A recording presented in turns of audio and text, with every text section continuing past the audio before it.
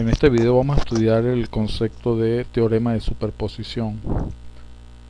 ¿Qué elementos debemos considerar para aplicar este método? Elemento lineal. Un elemento lineal es un elemento pasivo que presenta una relación lineal entre el voltaje y la corriente. Por ejemplo, una resistencia eléctrica.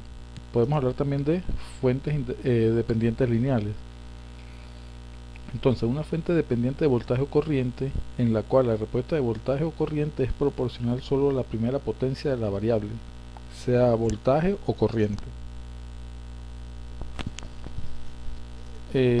Tenemos entonces acá unos ejemplos de unas fuentes de tensión que dependen de la primera potencia y unas fuentes de corriente que no dependen de la primera potencia. En este caso tenemos un término cuadrático y acá tenemos un producto. Por lo tanto, si tenemos fuentes dependientes de este tipo, a esa fuente no le podemos aplicar el teorema de superposición. El teorema de superposición se lo podemos aplicar a circuitos lineales. ¿Qué es un circuito lineal? Es un circuito compuesto por elementos pasivos, fuentes independientes y fuentes dependientes lineales cuyas salidas se relacionan en forma lineal con la entrada. El teorema de superposición establece que la tensión entre los extremos por la corriente a través de un elemento en un circuito lineal es la suma algebraica de las tensiones o corrientes a través de este elemento debido a la contribución de cada fuente independiente actuando por separado. ¿Qué quiere decir eso? Eso va a estar asociado a unos aspectos que tenemos que considerar. Entonces, las fuentes independientes se consideran una a la vez, mientras todas las demás fuentes independientes se consideran apagadas. ¿Qué quiere decir esto? Que si en un circuito tenemos varias fuentes independientes de voltaje y corriente, debemos considerar el efecto de cada una de ellas. Entonces, por ejemplo, si yo tengo una fuente de voltaje y quiero ver su efecto, cualquier otra fuente de voltaje que esté en el circuito debo colocarla como un corto, y cualquier fuente de corriente que esté allí como un circuito abierto. En el caso de que estén presentes fuentes controladas o fuentes dependientes, ellas deben dejarse intactas porque dependen de otras variables del circuito. Veamos algunos ejemplos para entender estos conceptos. En este ejemplo nos piden hallar el voltaje A aplicando el teorema de superposición. Es decir, considerando por separado los efectos de la fuente de 12 volt y la fuente de 1 ampere. Efecto de la fuente de tensión de 12 volt. Bien, como se va a considerar el efecto de la fuente de tensión de 12, la fuente de 1 ampere se debe colocar como un circuito abierto. La contribución de la fuente de 12 volt la vamos a llamar V sub A1.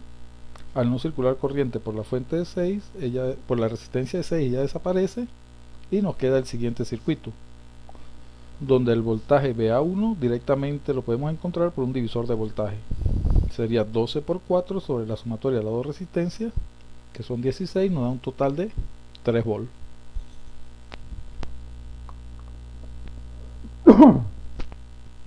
Veamos ahora el efecto de la fuente corriente de 1 ampere. Al considerar este efecto, la fuente de 12 volt se debe colocar como un corto. La tensión pasa a ser ahora V sub A2, que es la contribución de la fuente de 1 ampere. Podemos ver que estas dos resistencias están en paralelo, por lo tanto la tensión en la resistencia de 4 es igual a la de 12. Hacemos el paralelo de ellas y obtenemos que es 3. Sustituimos. Y directamente acá el voltaje VA2 va a ser igual a 3 ohm por 1 ampere, lo que nos da un total de 3 volt. Finalmente se tiene entonces que V sub A va a ser la sumatoria de las contribuciones de 12 y de 1 ampere, que son V sub A1 más V sub A2, que nos da un total de 6 volts. Es decir, la tensión en la resistencia de 4 ohm son 6 volts. Veamos otro ejemplo. En este caso nos piden hallar la corriente IX. ¿Qué tenemos? Vamos a considerar el efecto de la fuente de tensión de 30. Por lo tanto, la fuente de corriente de 3 amperes se abre y la variable I sub X pasa a ser ahora IX1, y la fuente dependiente pues va a depender de esa nueva corriente IX1. Si consideramos el nodo A, la corriente I que entra allí va a ser la suma de 8 IX1 más IX1 para obtener 9 veces IX1. Y luego podemos aplicar la ley de voltaje de Kirchhoff a la malla externa. Tenemos entonces menos 30 más 6i más 4ix1 más 2ix1 igual a 0, que es lo que tenemos acá. Este valor de i lo sustituimos por 9ix1, desarrollamos y obtenemos ix1 igual a 0,5 amperes. Es decir, la contribución de la fuente de 30 volt son 0,5 amperes. Este ejercicio también se puede hacer por mallas, por nodos, pero de esta manera es más sencillo. Veamos ahora el efecto de la fuente de corriente de 3 amperes. Se cortocircuita la fuente de voltaje. Acá igual podemos hacerlo por mallas, por nodos, pero voy a hacerlo por transformación de fuentes, que es más sencillo. Tenemos una fuente de corriente en paralelo con una resistencia de 4. Lo transformamos en una fuente de tensión. Bueno, aquí están las variables que dependen ahora de la fuente de 3 amperes, que es la contribución. Entonces transformamos esta fuente de corriente en paralelo con resistencia 4 ohm, obtenemos 12 y 4. Podemos transformar también esta fuente de corriente que está en paralelo con 6 ohm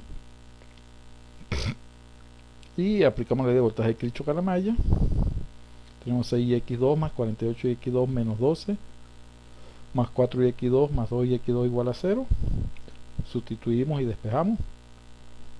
Tenemos que ix2 es 0,2 amperes. Por lo tanto, la corriente ix, que es la sumatoria de estas dos contribuciones, nos da 0,7 amperes. Con esto queda explicado el teorema de superposición. Complementamos en la clase presencial.